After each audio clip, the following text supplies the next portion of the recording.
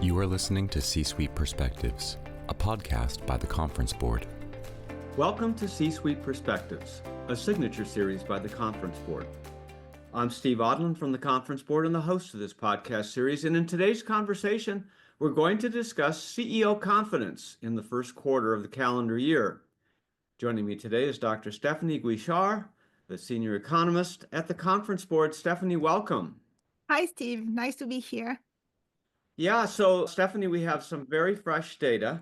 Late last week, the Conference Board released the first quarter CEO confidence survey. We've been doing this survey for a very long time. Tell us a little bit about the survey, how many people are engaged in this, and so forth. Yeah, so this survey has been around since 1976, so it's almost 50 years old. And the respondents to this survey are Fortune 500 CEOs associated with the business concern. In other words, these are the CEOs of the largest businesses, not only in the US, but in the world. It's a very good barometer of the health of the US economy from the perspective of these US CEOs. And each quarter, we have about 130 respondents.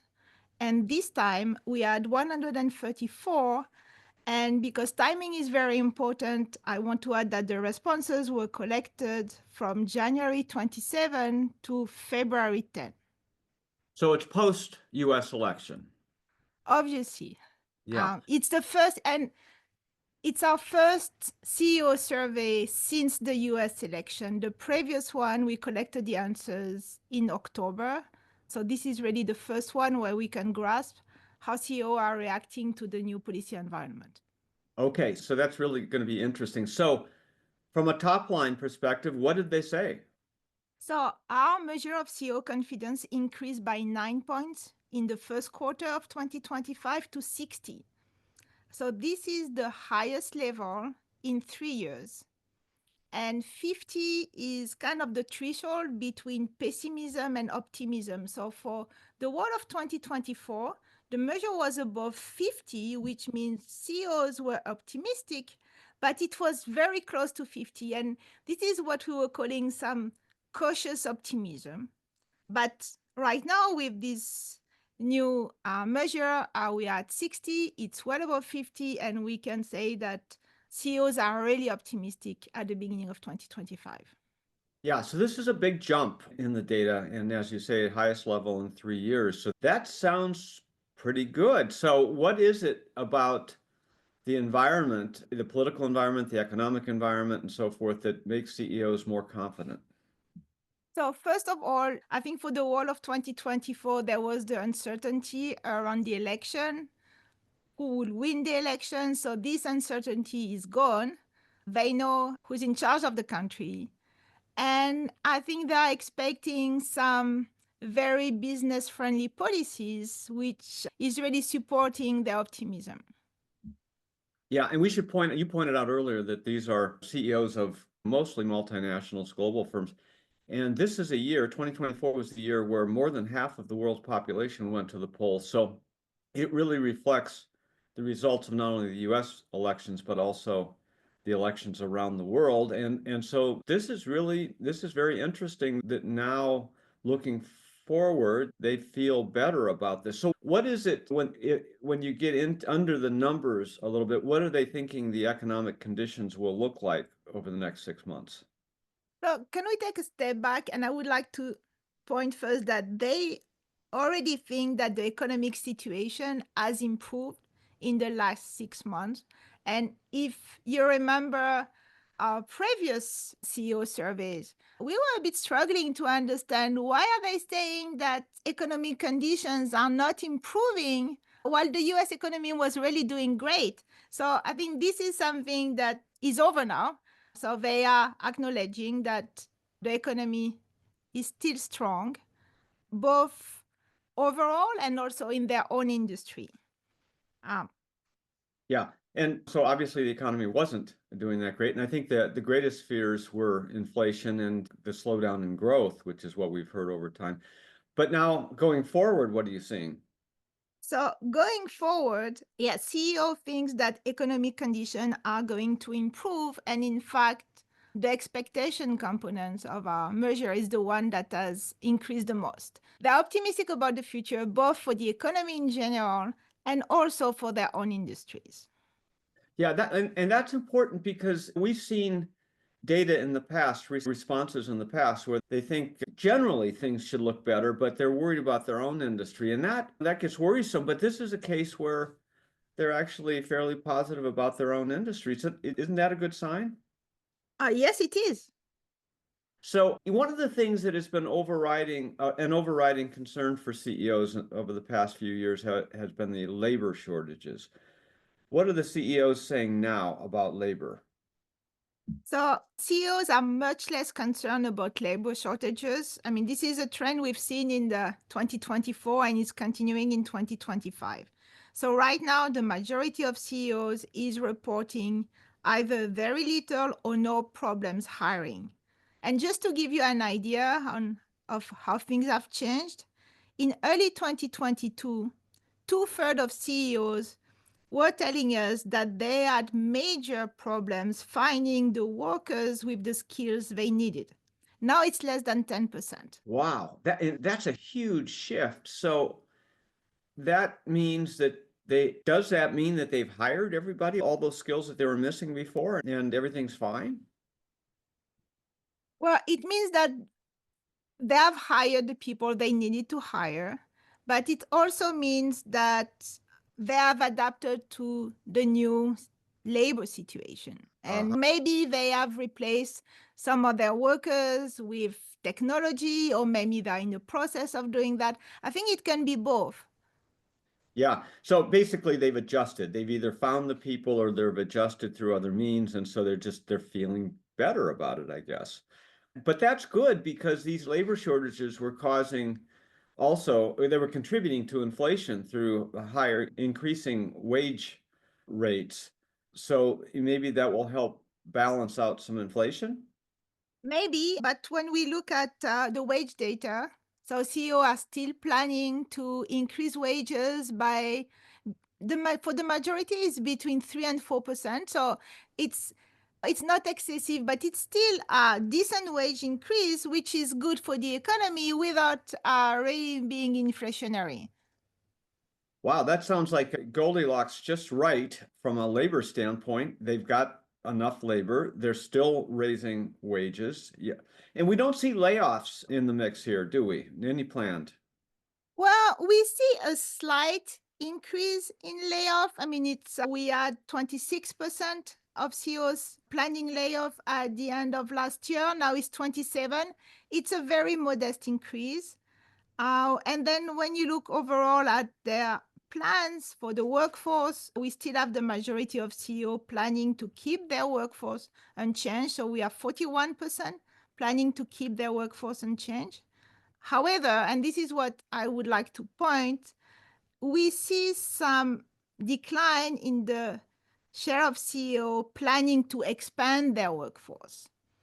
And of course, as you mentioned, it may be the case that they found all the workers they needed finally, so they don't see the need to expand further. But I think this is where we need to be a bit cautious.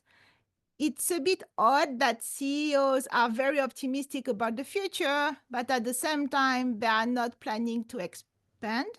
So I would say, let's keep monitoring this to see if potentially if it's the result of the highest uncertainties that we hear about every day. Yeah, so on January, beginning with the inauguration of the new administration, there were a lot of executive orders that came out. The timing of this survey captures a little bit of that, but certainly not the full force, since they continue to come out daily.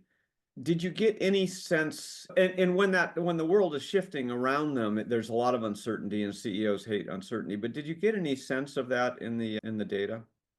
So not really, and that's really amazing when you look at historical data. So we have measures of uncertainties, and all these measures of uncertainties have jumped in the past month. However, typically, this would be accompanied with a decline in confidence. Okay, this is not at all what we see. We see an increase in uncertainty and an increase in confidence. And it's not only our survey, like most business surveys for small and medium enterprises or the regional ones, they also show this increase in confidence.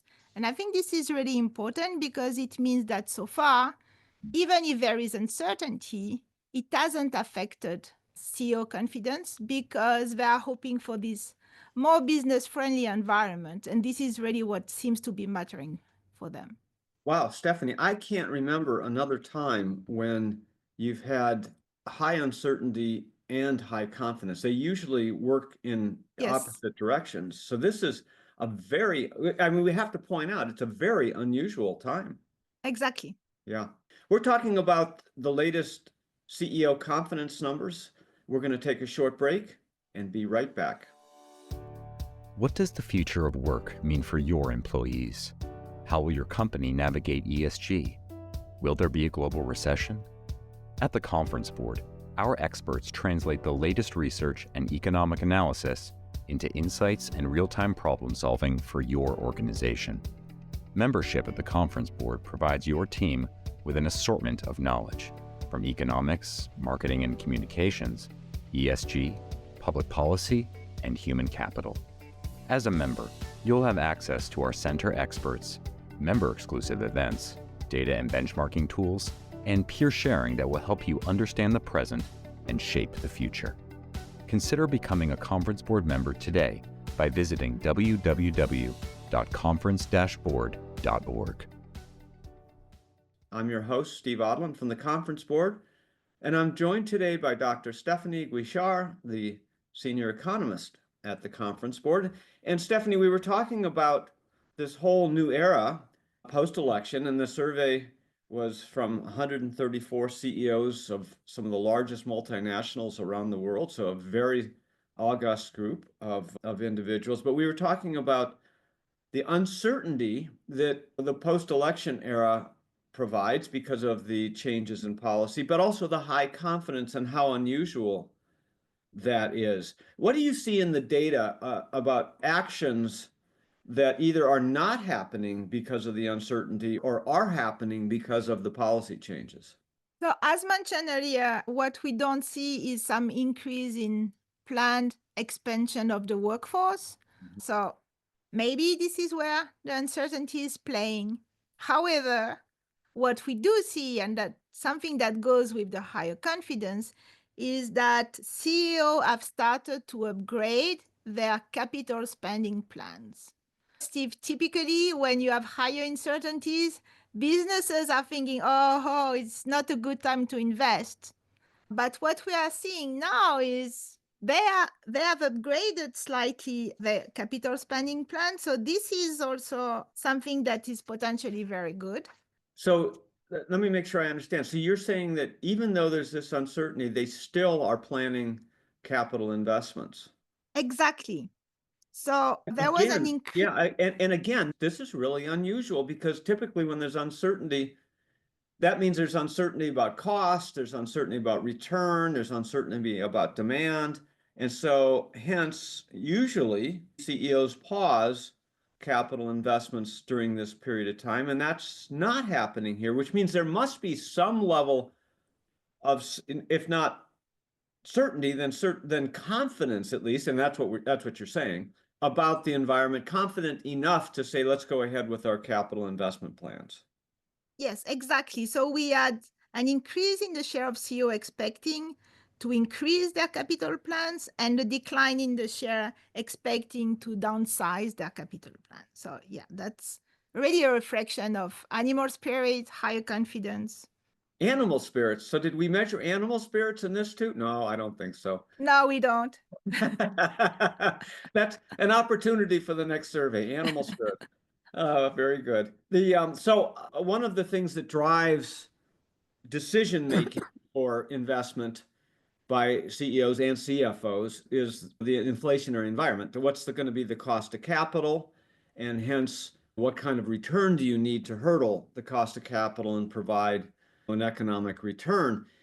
So what do you think, what do we hear from CEOs about their estimates for inflation and also their estimates about the Fed interest rate actions.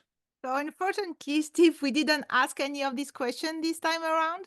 Yeah, but I think in the last survey we saw some predictions of Fed cuts, and the Conference Board's own predictions are that there will be further cuts later in the calendar year, but we have to see. And of course, tariffs play in all of this. Did we hear anything about tariffs in these data? So we did, and that's very interesting because we typically run a list of risks through CEOs, and we are asking them, so is it a major risk for your business or small risk or medium risk? And we have this list, and tariff is not part of the list. However, we let them write down any risks that they think is important that we didn't mention. And typically, we go through the list, we don't see any clear pattern, but this time, yes, we saw several mentions of tariffs, to the point that next time we're going to include the tariff question in our risks questions.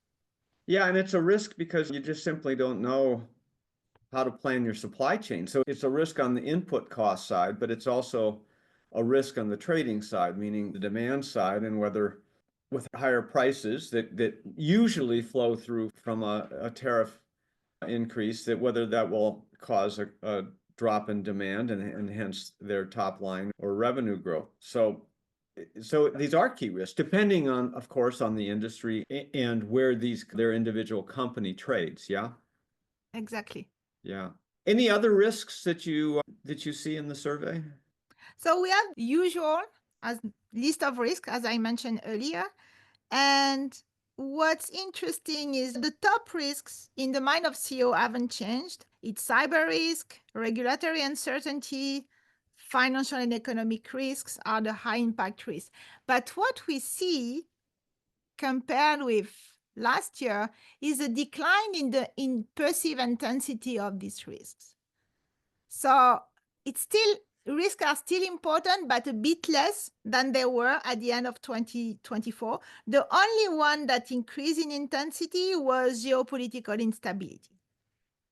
Yeah, and there's a lot of that all over the world, sufficient enough to make anyone cautious. But this cyber risk has been, it's been part of every survey we've done for a very long time, and it probably will not get better with the introduction of AI and all of the exposure around the world to all the various actors. So I don't know if that will ever go away, but at some point you have to just put that into your base case as a CEO and go forward. But the geopolitical risk is, really upon us here with the Middle East and Ukraine and South China Sea. And so it's everywhere you look, there are these shifting sands. So you're saying you clearly saw all that.